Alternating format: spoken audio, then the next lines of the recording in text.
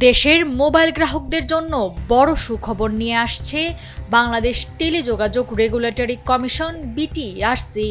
Internet ব্যবহারে গ্রাহক ভোগান্তি কমাতে ও অভ্যন্তরীণ নেটওয়ার্ক শক্তিশালী করতে ইজিএসএম ব্যান্ডের তরঙ্গ বরাদ্দ দেওয়ার উদ্যোগ নিয়েছে সংস্থাটি। বিটিআরসি নতুন প্রযুক্তি ও তরঙ্গ ব্যবহার করে দেশের আনাচে কানাচে মোবাইল নেটওয়ার্ক শক্তিশালী করার কাজ শুরু করেছে।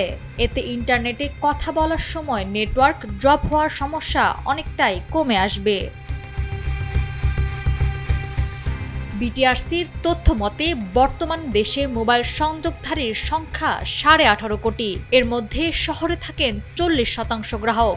শহরে নেটওয়ার্ক মোটামুটি ভালো থাকলেও গ্রাম বা প্রত্যন্ত অঞ্চলে ইন্টারনেটের গতি প্রায় কম থাকে। এই বৈষম্য কমাতে নতুন তরঙ্গ বরাদ্দ দেওয়া হচ্ছে। বিটিআরসির কাছে মোট 8.4 মেগাহার্টজ ইজিএসএম তরঙ্গ আছে। বর্তমানে রবি এবং বাংলালিংককে পরীক্ষামূলকভাবে 1 মাসের জন্য এই তরঙ্গ ব্যবহারের অনুমতি দেওয়া হয়েছে।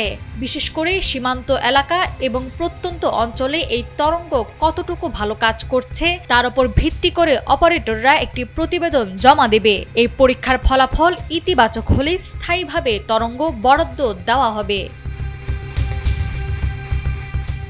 নাওয়ার সালসাবিল দুর্দানা, সময়ের আলো।